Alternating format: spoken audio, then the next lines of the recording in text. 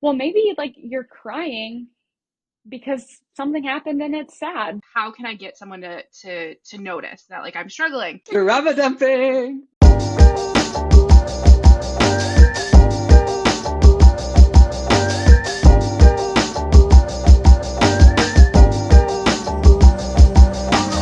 Hey everyone, and welcome back to The Basics, a series about mental health. In this episode, we're talking about, well, mental health, but more specifically, we're talking about the origins of it in terms of how it first showed up in our lives and what we've learned since then.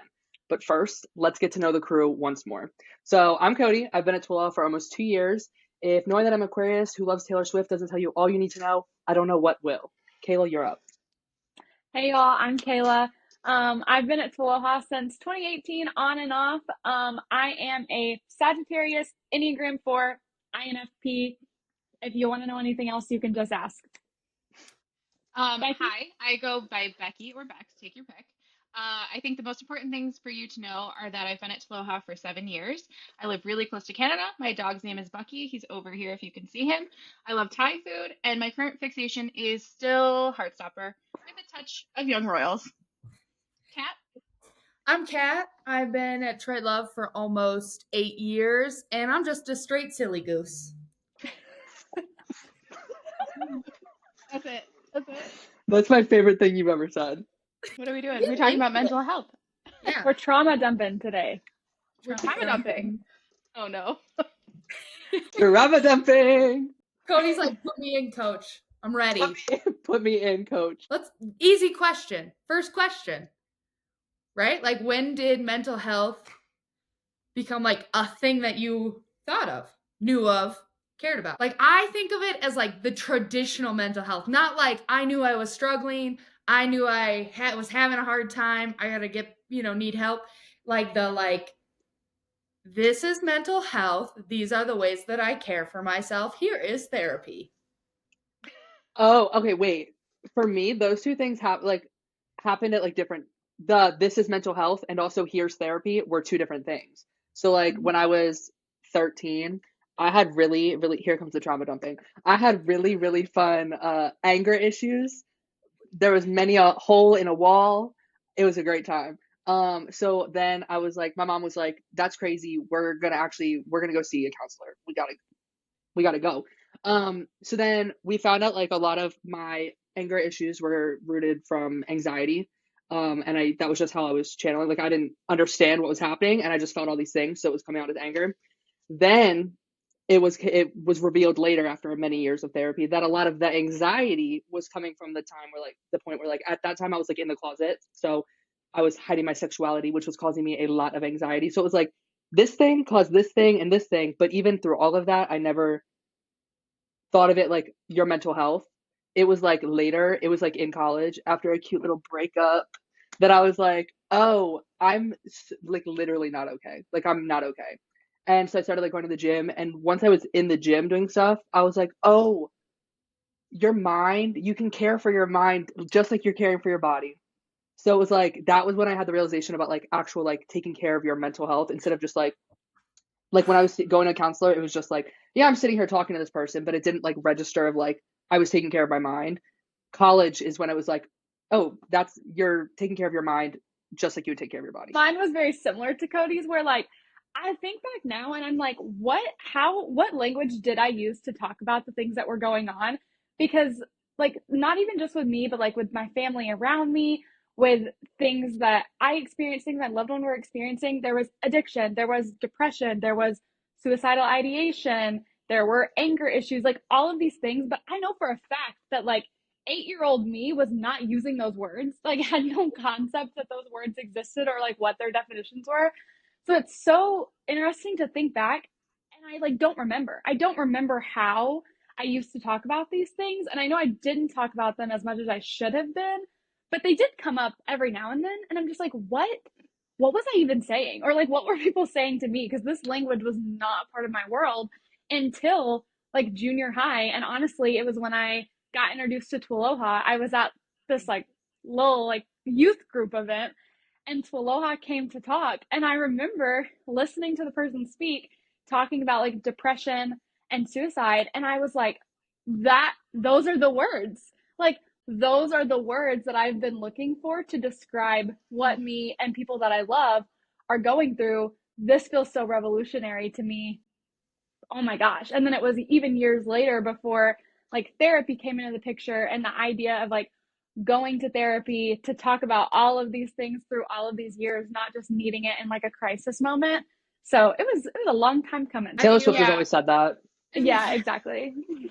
I think that's so funny because I feel like we all can kind of relate to this like moment of like, I don't know, there's this funny idea of like little you watching you now talk about mental health in such this robust way that it's like, that you? That me? Like, Who are you? yeah, who did? Yeah, I mean, there's a very specific memory for me, and it was in sixth grade, so like first year of middle school. And around that time, like maybe a year before, was when my dad got really sick with he got diagnosed with cancer, and it kind of became like that was the whole like family dynamic at the moment. And I don't think I knew how to communicate like that I was struggling, or I didn't even realize I was struggling. And it was at some point in sixth grade where I just like wanted attention, like I wanted comfort, not like a whatever it was, but I wanted some type of like comfort from an adult that I trusted. And I remember just having this moment. I was considering stuff like self-harm as just like, how can I get someone to notice that like I'm struggling? And I eventually got like talked to friends. I think someone may have told a teacher, or a teacher heard me talking about it. I got taken down to like the school counselor, and that was the first moment where I was just like, okay, like obviously years out from this, I can realize that that was me being like, hey, I need someone to tell me that it's going to be okay, that it's okay that I'm sad, that I'm stressed, that I'm this, that. But that was the first moment that I think I even recognized, not that it was even mental health, but that I'm like, hey, I'm struggling up here and I don't know what to do. And I don't even know if I knew like the person was a school counselor. Like I realized that, but I didn't know what a counselor even meant. Like I had no definition for it. I was just like, this is a really nice lady and I feel safe with her and that's cool. So, yeah, Man, those school Oh, counselors are the best. so good. shout out. I feel I feel like I struggled for a really long time in my life. Like I had a lot of wild situations happening when I was younger. I too had a terminally ill father.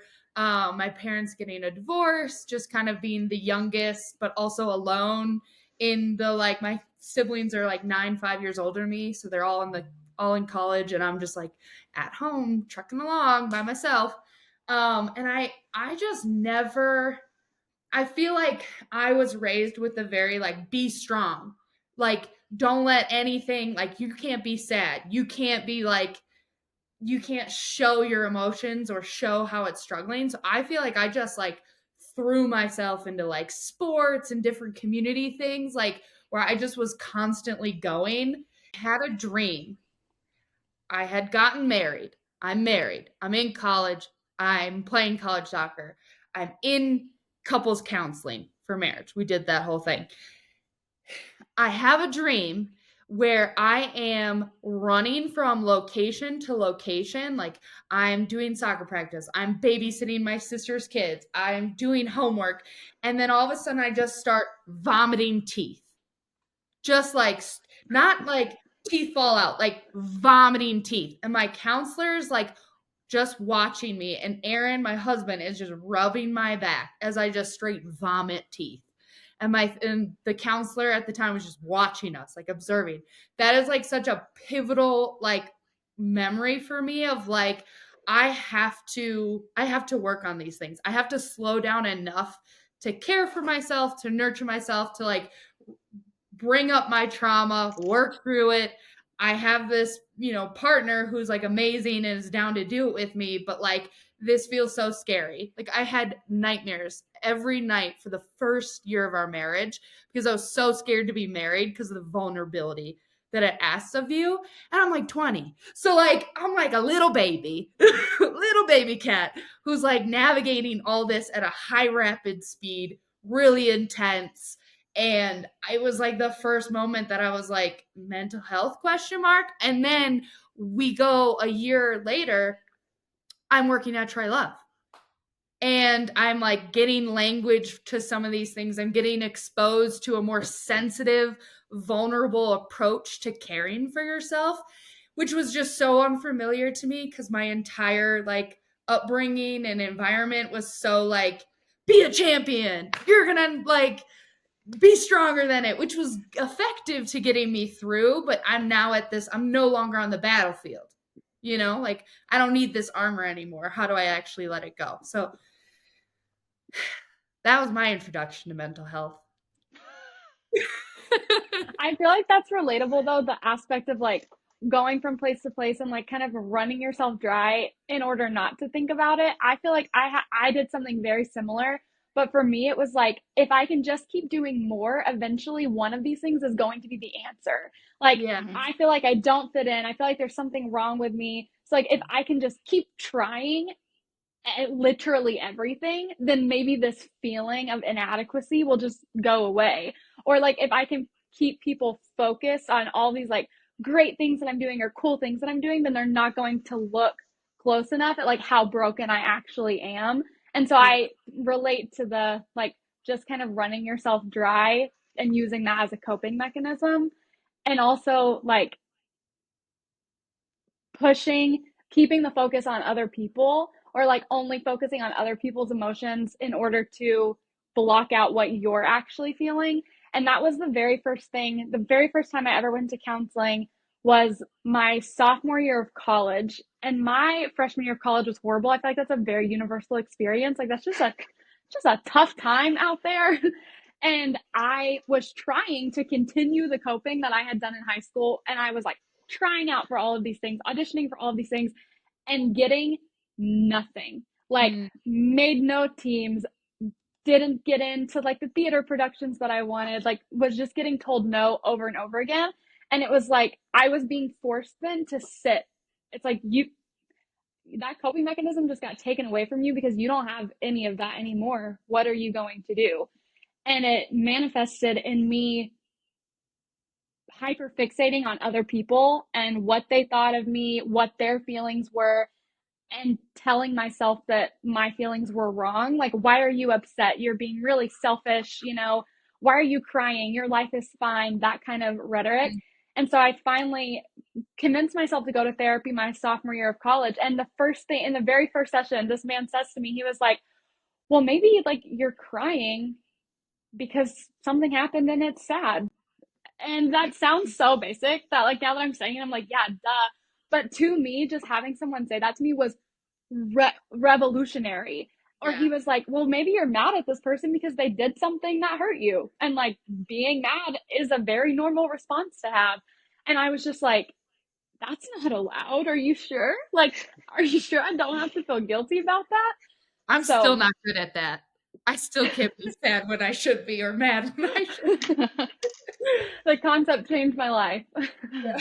Now, Kayla, with you mentioning that with like going to therapy for the first time, I feel like that's something I'd love to know from everybody is like, what was your first experience with therapy? When did it happen? Why did you go? Like all of that. I'll go first.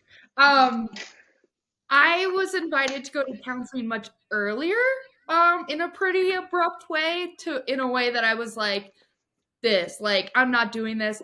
Like, it was not a good scenario. I was young, was kind of forced into it.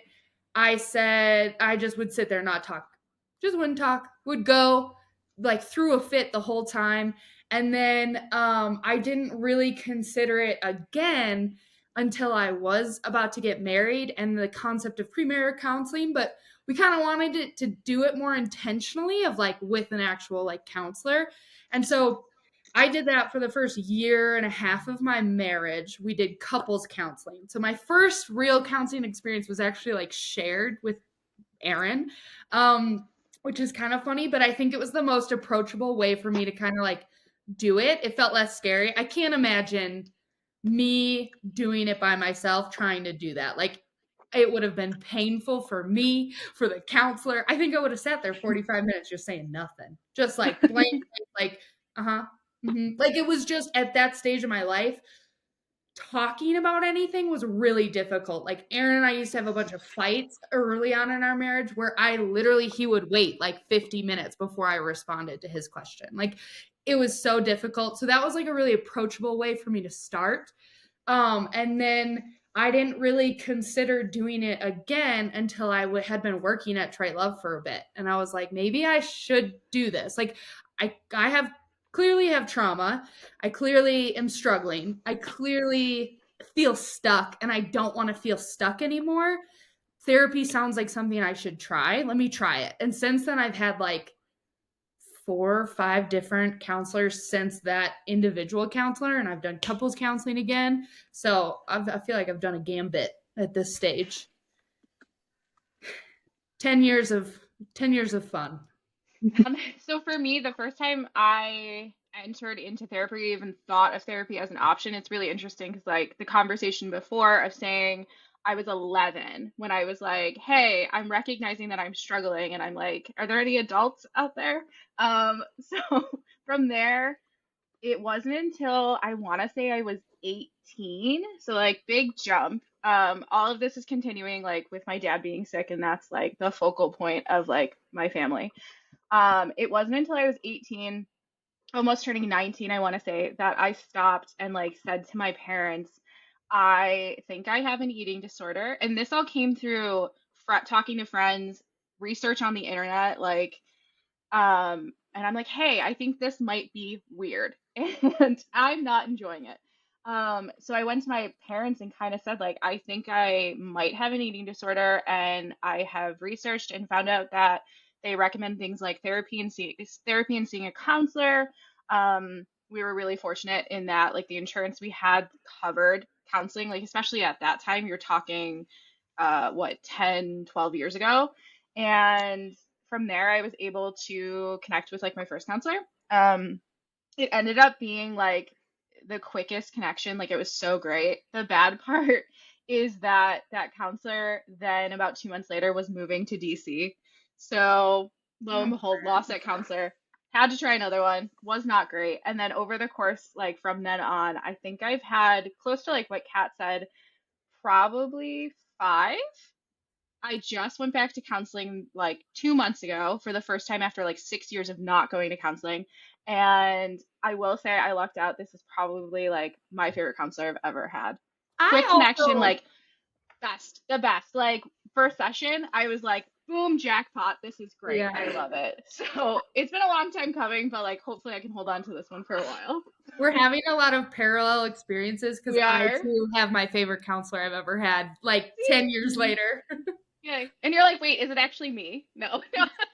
Is it me? Did I just get really good at therapy all of a sudden? I think it is. Not getting good at therapy. I do feel pretty good at therapy though. Yeah. I feel like it's so interesting because there is like a rhythm once you've been into it, that there's like beats that you hit. And I actually feel like I've hit a point where I'm logically, intellectually really good at knowing myself, being attuned to myself, articulating it. I'm still really bad at feeling. Like I'm still really bad at getting my emotions to connect and align. Like intellectually, I've been in the game now for a hot second. And I'm still like working on being like little cat is taken care of. Yes, exactly. Cody, what's your take? Well, so like I said earlier, like I started going to seeing a counselor when I was like 12, 13. And I think it's one thing is like, again, I didn't know like mental health at that point. But like my mom was like, oh, we need to go. But I also wanted to go. Like when it was like, she's like, we need to go. I was like excited because I was very much like in this place where I was like, something's wrong up here. I don't feel good up here. Someone needs to help me fix that. So I was in counseling for like a couple years. I mean, I think I stopped end of high school because I saw like I ended up with 2 different ones because like I had the same thing with Becky. Like I had one for like a couple years and then he moved and then ended up with another one. And once we worked through all the like, oh, a lot of your anxiety is coming from your suppressing your sexuality, and then I like came out and everything. You guys, I would go into counseling and it was just like a gossip session. I was like, listen to what this person did to me this week. And after like a couple months of that, my counselor was like, listen, I don't think you need to be here anymore. She's like, realistically, like, you're not like there's not like we have not worked on anything because you don't have anything. So then I stopped. But now I'm kind of in the place like I've been at TWLOHA for a little bit and I'm like, I should probably go back because that was like high school. Like, oh, if my problems are solved then, I have went through 4 years of college and now in adulthood, there's a lot of new things to unpack. So I think I'm gonna revisit that. Go But back. yeah, yeah, Go back. That's definitely. not me saying it. Like you need to go You back, need Cody. therapy, Go Cody. back. Cody, we've all been thinking it. Back to therapy. I do think there's something interesting though there that there's this initial phase of like, oh, the first time I ever go. And then you get to a point where you're working through things. And then in that season, you're like, I feel good. I don't feel as stuck as I used to. And there's this like graduation phase.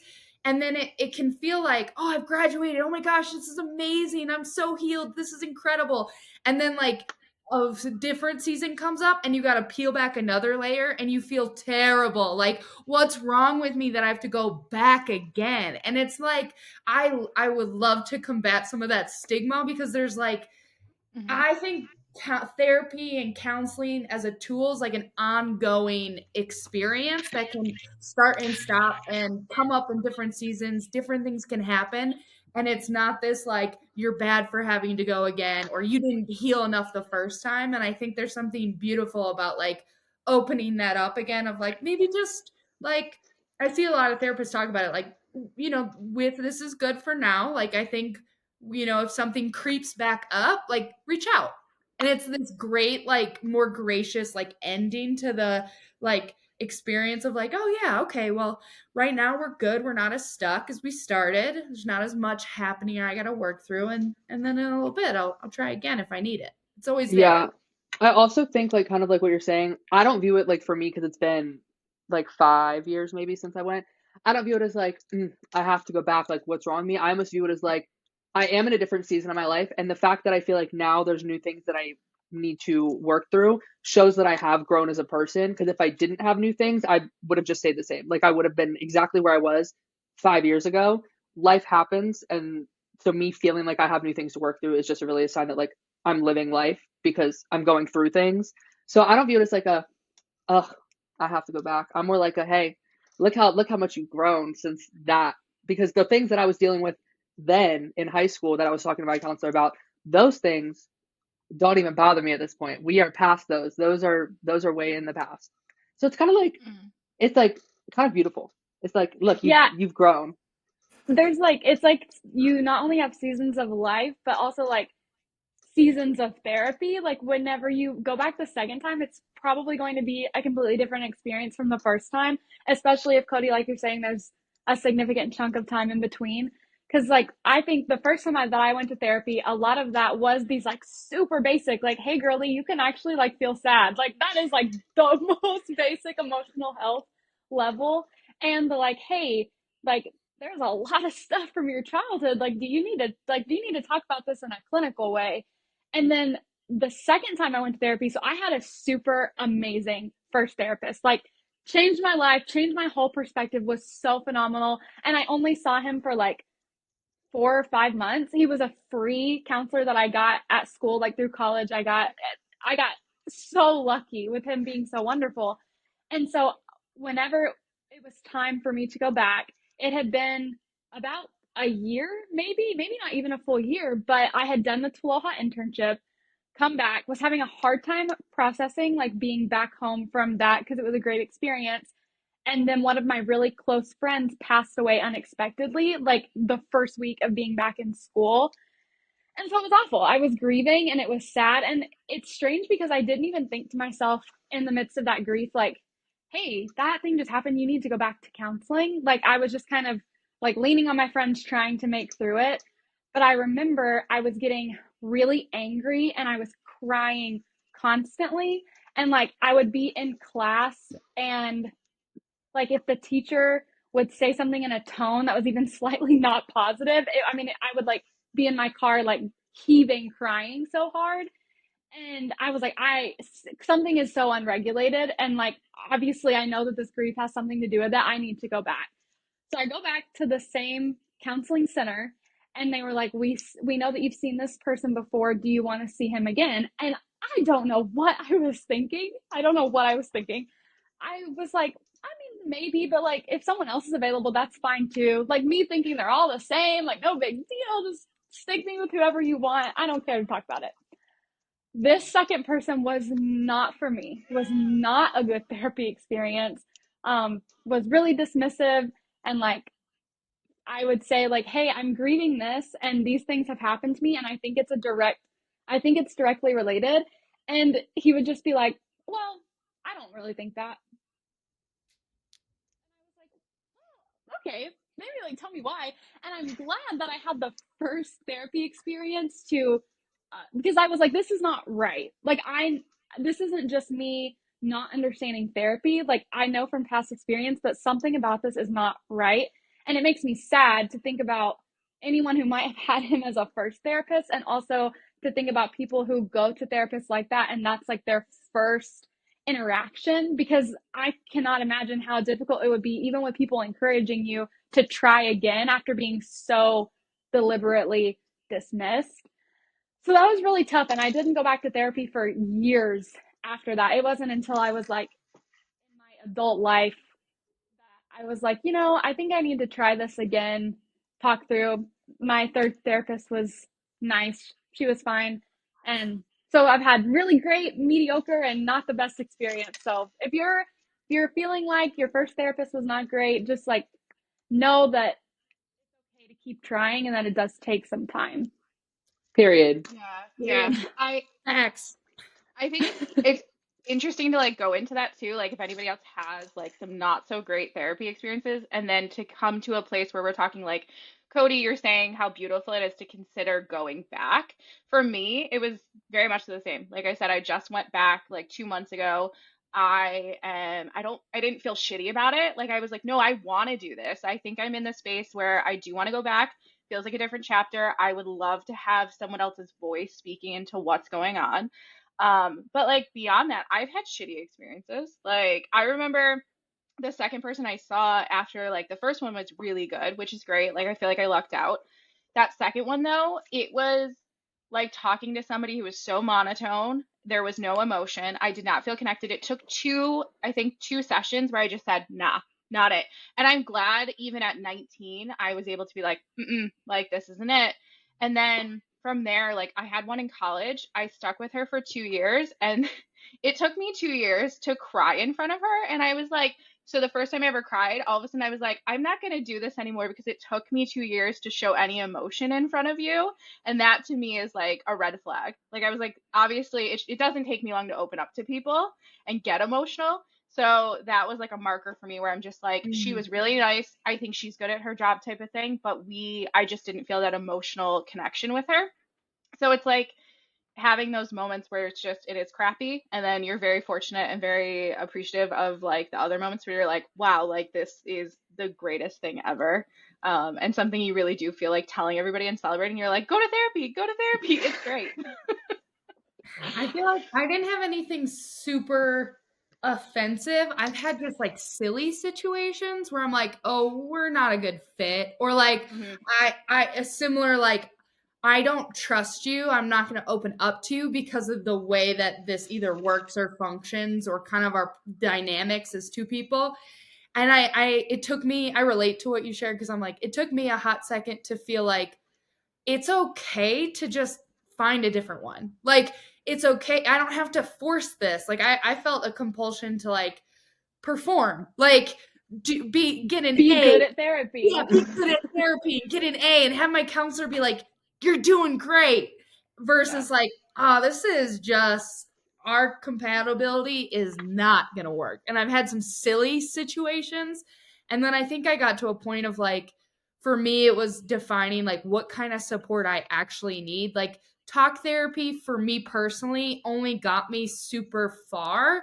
I really, once I got more aware of my needs, what I'm going through, what would actually take me the next step to get unstuck, I was like, I need a trauma informed therapist. Like, I need someone who's like really familiar with DBT, who like has some extracurricular ideas about like how to connect with your body, because that's a big that came where I could start to learned about myself of like, I'm really good at like not doing that. And so like I really needed a trauma informed therapist to like give me really good like suggestions. I've met with this therapist 3 or 4 times, and I've never felt so known and actually been given helpful steps. Like there was a situation I was struggling with that I was like, this is what's happening, this is what's coming up. And they're like, why don't you just observe yourself in those moments?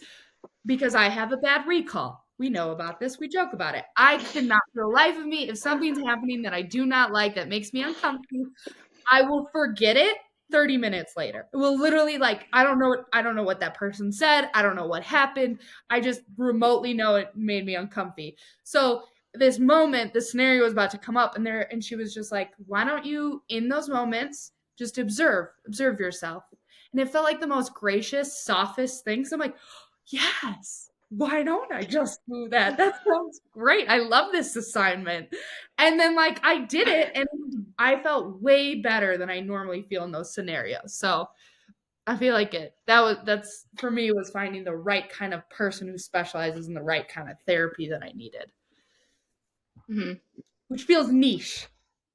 Feels like it took a few years to get to that point. Well, I also think that like finding someone specific is super important, because like when I'm looking for a counselor now, so like I'm looking for people who have like expert area, like have worked in areas with like LGBTQ plus people, because like that's important to me, because that's part of my identity and things I'm like struggling with. So just like finding the right one also entails what's their area of expertise, because there's a lot of different things.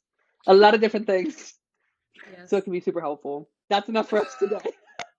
We'll be back soon with part 2, continuing the conversation. As always, you don't have to do any of this alone. You can find resources by going to TWLOHA.com/findhelp. All the links can be found in the description below. Don't forget to subscribe and turn on post notifications so you get notified every time we post. You're not weak for needing help, and we are so glad you're here. See you next time. See you next time.